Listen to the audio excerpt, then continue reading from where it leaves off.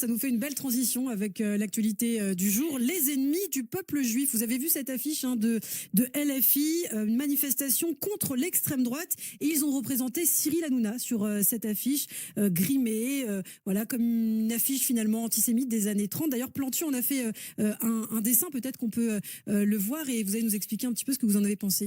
Tout à fait. Un excellent dessin de Plantu que je voulais qu'on puisse voir ce matin alors que nous parlons de ce thème d'actualité. Je pense que s'il y a bien quelque chose sur lequel je voulais revenir, c'est bien ça. Cette affiche, il ne faut pas la laisser passer. Pourquoi? Et c'est important qu'elle ait créé de l'indignation. Euh, Cette affiche de la France Insoumise est une affiche indigne. Pourquoi?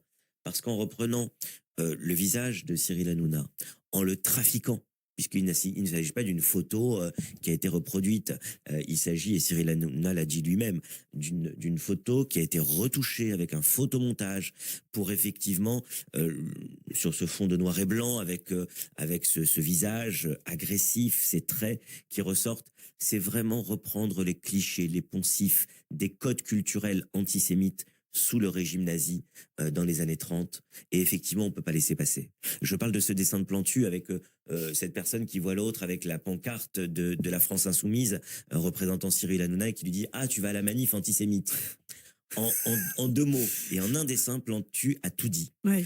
Ce qui est important, c'est que tout le monde, en tout cas une grande partie de la population, s'est manifestée. J'ai vu beaucoup de commentaires. Et contrairement à ce qu'a dit Jean-Luc Mélenchon, lorsqu'il a dit seulement ceux d'extrême droite se mobilisent et on dit que cette affiche n'était pas bonne, il faut rappeler Geoffrin, qui déteste, qui n'aime pas du tout, on va dire, la télévision made in Cyril Hanouna, et qui le traite d'animateur populiste. Geoffrin qui a écrit un texte en disant LFI nous oblige à défendre Hanouna. On voit que il n'en était pas très content. Elle est un signal faible, mais important. On n'est pas sur un fait antisémite des plus majeurs dans notre pays, mais c'est évidemment un palier antisémite que cette affiche. C'était important qu'on le dénonce, parce qu'en faisant cela, en essayant de se servir d'une journée qui sera le 21 mars, en faisant de cette manifestation du 22 mars, qui est relatif à la journée du 21 mars, qui est la journée internationale contre la haine raciale. Finalement, un poncif à travers cette affiche qui nous rappelle les pires heures des années 30.